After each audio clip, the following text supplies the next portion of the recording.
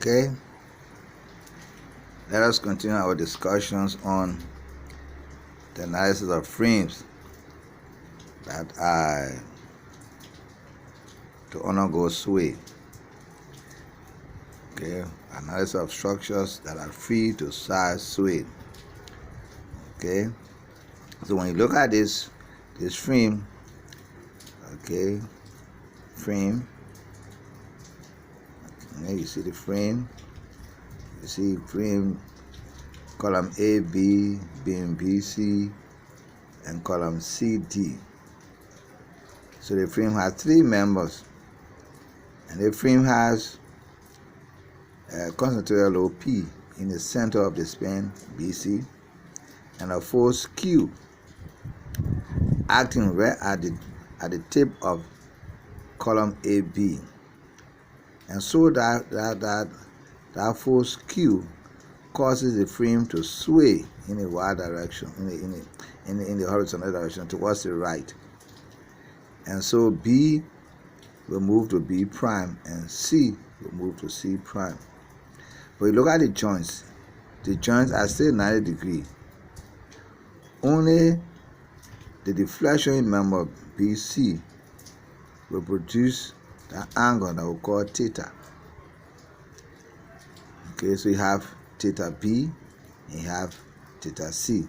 But at joints A and D, there are no rotations.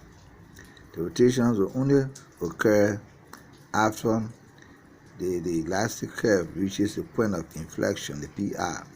So when you look at joints A and D carefully, you see the deflected shape that's in the dotted line. There is no slope on it until it goes a distance of the column before the angle is formed. And that point at which the angle is formed, we call it the point of inflection. Now when you look at figure B of that same frame, you have the free body diagram for the frame. Have the column AB, have the column DC, have the beam BC. Now you look at the notations there.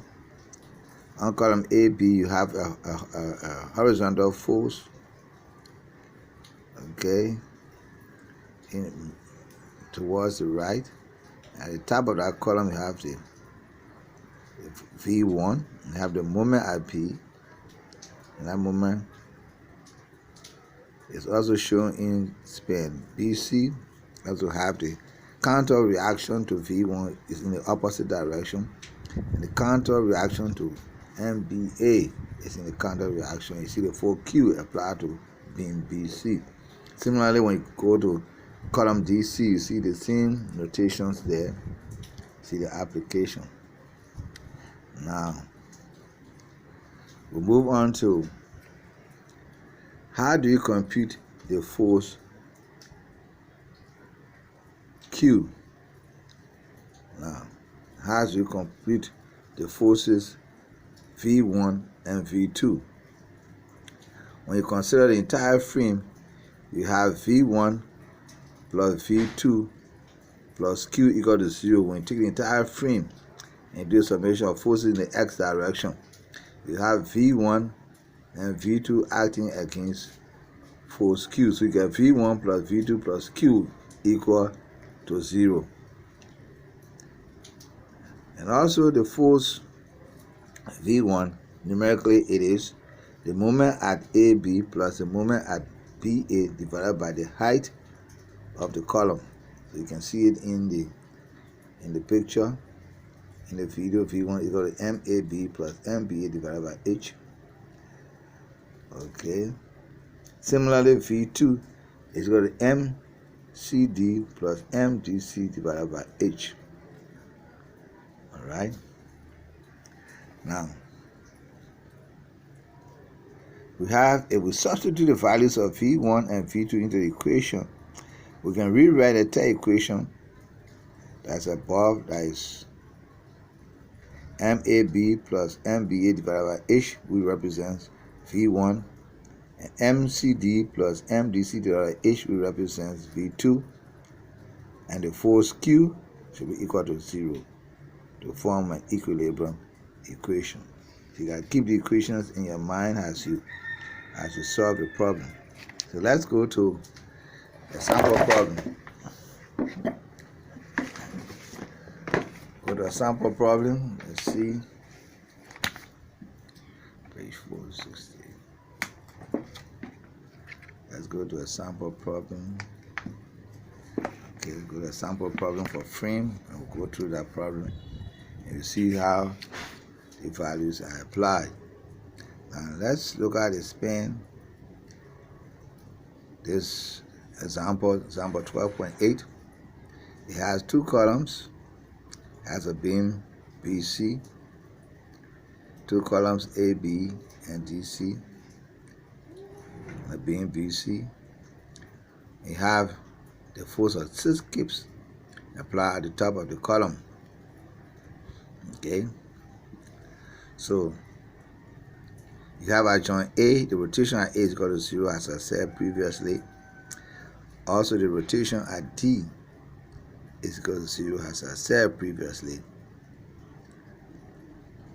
Now, when the frame sways, because of that force 6 kips, it pushes the frame to the right.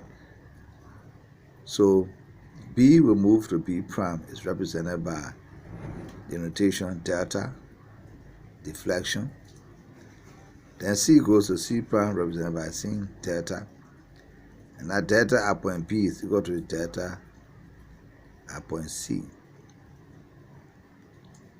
Okay? Now,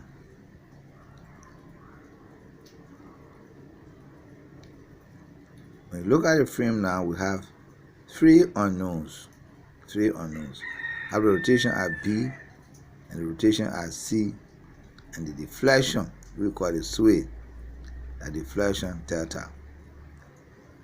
And that deflection theta is related to another angle we see under that we call, people can call it tau AB. Then on column C, we call it tau CD. Okay. Now, tau AB, which is from the deflected form or the deflected shape of the column, is delta over 12. And tau CD is delta over 18, which is simply delta over the length. Now, if you express theta, tau AB in terms of CD, you get tau AB is equal to 1.5 tau CD. After that, compute your relative stiffnesses for all of the members. Stiffness for AB, stiffness for BC, stiffness for CD. You have the rating as 2E, 40E, and 20E. Now, if we set 20E to equal to K, then KAB is equal to K, then KBC equal to 2K, and KCD is equal to K. Okay? Now, if we write the general equation for so deflection for an arbitrary NF is equal to 2ER over L bracket open 2 theta N plus theta F minus theta and tau for fixed moment to go from N to F. But you remember that since there are no loads on the structure, the load at joint B does not produce any fixed end moment in the member. It is applied at a joint, so it has no fixed end moment for it. So the fixed end moment on an entire frame is 0.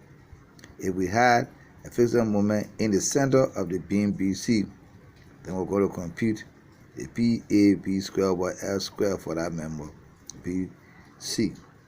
Or if we had a fixed end moment somewhere, if we have had a quantity load on the column, we have to compute the fixed end moment related to that concentrated load that will be on the column. But for this particular structure, there is no loading on any of the member apart from the load at the joint. So that load at the joint has no fixed end moment, has no effect on the fixed end moment for this frame. Then we'll move to writing the equations for the different span. we have MAB equal to 2KAB bracket open theta B minus 3 times tau AB. Remembering that the frictional moment for AB is 0. Okay, and the rotation at A is also equal to 0. The MBA is equal to 2KAB bracket open 2 theta B minus 3 times tau AB. Remembering that frictional moment for the entire frame, they are all 0. Okay, and you have all of the moments, frictional moment for the 3 sections of that frame. When we write the equations in terms of tau, they get MAB equal to 2K bracket over theta B minus 4.5 tau CD. This one, have to take your own time to write the equations one by one, invoking the simple equation that says tau AB is equal to 1.5 tau CD, and we write all the equations in this manner. Then you come to equilibrium equations. Adjoint B, equilibrium equation adjoint B, we have MBA plus MBC equal to 0. The same thing we did in the beams. We write the equilibrium equation at the joints in the center of the beam. The same thing applies to the frame. MBA plus MBC equal to 0. Also adjoint C, MCB and MCD equal to 0. Okay, when you solve those two equations, it will give you, when we do the symmetry equations for these two, how to use Jordan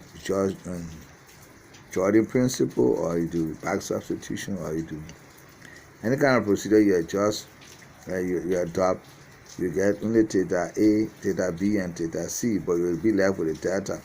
So to account for the delta, you have to invoke the shear equation. Shear equation at the top of the two columns. And the shear equation is represented by V1 plus V2 plus Q equals 0. We saw that when I was at the beginning of the presentation. We said V1 is equal to MBA plus MAB divided by 12, which is the height of that particular column. And V2 is equal to MCD plus MDC divided by 18, which is the height of that column CD, plus the 6, which is from Q, equal to 0. When we write the equations, we get a brand new set of equations in terms of theta B, theta C, and tau CD. These are 3 equations you have. You solve them simultaneously using the Cauchy-Jordan principle and other principle. You get theta B equal to 2.257 over K, theta C equal to 0.97 over K, and tau CD is equal to 3.44 over K. Therefore, tau AB is equal to 1.5 tau CD, which is equal to 5.16 over K. All of them are positive. So when you execute the back substitution equations, you have the answers now for MAB, MBA, MBC, MCB, MCD, MDC. But note, MBA plus MBC, when add the two moments, will get you 0. And MCB and MCD add the two moments, it will get you 0. You can see they all check out. And if you look on the right of the frame, you see a plot of that moment diagram from the moment we computed here. Span AB, you see the 26.45. Okay. BAC 21.84. Okay. And move on. You see all of the moment diagrams. That's the introduction. That's the calculation structural analysis for this frame that we just saw. Thank you.